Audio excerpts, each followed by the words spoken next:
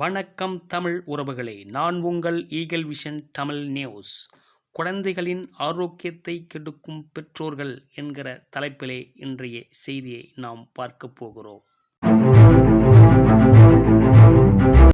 உங்கள் பிள்ளைகளை டாக்டராக்க வேண்டும், டீச்சராக்க வேண்டும், என்ஜினியராக்க வேண்டும், அதற்கு நன்றாக படிக்க வேண்டும், நன்கு படித்து பெரிய பதவியில் வேலை செய்ய வேண்டும் என்று கருதுகிறீர்களே தவிர, எனது பிள்ளை நல்ல ஆரோக்கியத்தோடு வளர வேண்டும் என்று 95 விழுக்காடு பெற்றோர்கள் கருதுவதில்லை என்பதுதான் யதார்த்தமான உண்மை.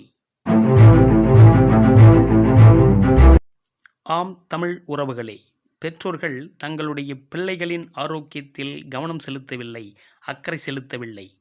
மாறிவரும் இன்றைய சமூக சூழலில் உங்கள் பிள்ளைகள் கேட்கும் உணவை நீங்கள் எவ்வித கேள்வியும் இன்றி கடைகளில் வாங்கி கொடுத்து விட்டாலே உங்கள் பிள்ளைகளின் ஆரோக்கியத்தில் நீங்கள் அக்கறை செலுத்தவில்லை என்றே பொருள். உங்கள் பிள்ளைகள் ஐஸ்கிரீம், ஃப்ரைட் ரைஸ், பேக்கரி உணவுகள், பாக்கெட் உணவுகள், சிப்ஸ் ஐட்டங்கள் அதிகம் உண்பவர்களா? அதை நீங்கள் கண்டுகொள்ளவில்லையா? அப்படியென்றால் உங்கள் குழந்தைகள் கீழ்கண்ட நோய்களுக்கு ஆளாக்கப்படுவார்கள். இந்த ஐஸ்கிரீம், ஃப்ரைட் ரைஸ், பேக்கரி உணவுகள், பாக்கெட் ஐட்டங்கள் சாப்பிடுவதன் வாயிலாக உங்களது பிள்ளைகளுக்கு வரும் ஆபத்து என்ன? வாங்கள் பார்ப்போம்.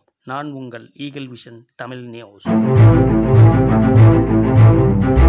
ஐஸ்கிரீம், ஃப்ரைட் ரைஸ், பாக்கெட் உணவுகள், சிப்ஸ் ஐட்டங்கள், பேக்கரி உணவுகள், இந்த உணவுகளில் அதிக அளவு ரசாயனங்கள் பயன்படுத்தப்படுகிறது. அதிக அளவு கால்சியம் சல்பேட் கலக்கப்படுகிறது. அதிக அளவிலான பலவிதமான ரசாயன கலவைகள் சேர்க்கப்படுகிறது. இதனால் குழந்தைகளின் எலும்புகளை பாதிக்கப்படுகிறது. சிறுநீரக பாதிப்பு ஏற்படுகிறது. கெட்ட கொழுப்பு அதிக அளவில் சேருகிறது. இரத்த நாளங்கள் பாதிக்கப்படுகின்றன. இருதய நோய் ஏற்படுகிறது. அளவு ரசாயன மாற்றங்கள் ஏற்படுகின்றன. உடலில் பல்வேறு மாற்றங்களின் வாயிலாக உடல் பருமனை ஏற்படுத்துகிறது. நீரிழிவு நோய் வருவதற்கு வாய்ப்பு ஏற்படுத்துகிறது. மலச்சிக்கல் ஏற்படுகிறது. கண் பார்வை பிரச்சனை ஏற்படுகிறது. குடல் சம்பந்தமான நோய் உருவாகிறது.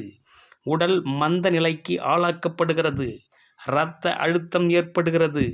உடலின் தசைகளின் வலிமை குறைகிறது.